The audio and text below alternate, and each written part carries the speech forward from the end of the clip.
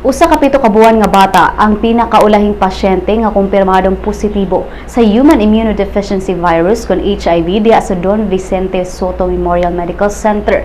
Sama sa bata adunay usa ka 2 anyos nga batang lalaki, 9 anyos nga batang babae ug 16 anyos nga batang lalaki nga sama ang kahimtang diha sa ospital. Sila apil sa lain pang 680 ka mga individual nga adunay HIV ug nagbisita sa ospital aron sa libreng tambal.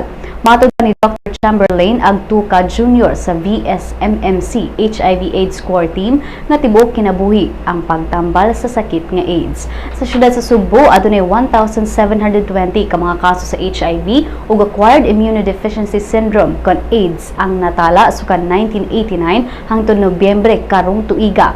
Sa 1,720, 680 lang ang na-enroll sa treatment program sa gobyerno. Ang gobyerno mao ang naghatag og libreng HIV screening ug antiretroviral drugs sa mga individual nga na-admit sa maong programa.